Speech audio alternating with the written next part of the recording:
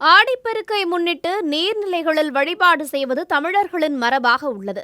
காவிரி நதி பாயும் அனைத்து ஊர்களிலும் ஆடிப்பெருக்கு வெகு விமர்சையாக கொண்டாடப்படும்.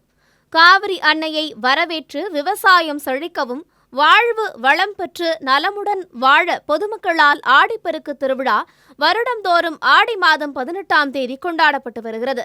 அதன் ஒரு பகுதியாக மயிலாடுதுறை மாவட்டம் பிரசித்தி பெற்ற பூம்புகார் காவேரி சங்கமத்தில் ஆடிப்பெருக்கு விழாவை முன்னிட்டு காலை முதல் ஏராளமான பொதுமக்கள் வெகு விமர்சையாக கொண்டாடி வருகின்றனர். காதோலை, கருகமணி, விளாம்பழம், பேரிக்காய் உள்ளிட்ட பழவகைகள், பச்சரிசி, மாவிளக்கேற்றி காவிரியிலிருந்து தண்ணீர் எடுத்து காவிரி தாய்க்கு படையலிட்டு வழிபட்டனர். குடும்பத்தில் பெரியோர்கள் அனைவருக்கும் மஞ்சள் கயிற்றை அணிவித்து ஆசி வழங்கினர். புதிதாக திருமணமான புதுமண தம்பதியினர் தங்கள் திருமணத்தின் போது அணிந்திருந்த மாலைகளை ஆற்றில் விட்டு புதிய மங்கள நாண் பிரித்து கோர்க்கும் நிகழ்ச்சியும் விமர்சையாக நடைபெற்றது. காவிரி ஆற்றில் தண்ணீரின்றி வறண்டுள்ள சூழலில் மாவட்டத்தின் பல்வேறு பகுதிகளில் இருந்தும் புதுமண தம்பதிகள், பொதுமக்கள் பூம்புகார் காவிரி சங்கமத்திற்கு வந்து வழிபட்டு சென்றனர்.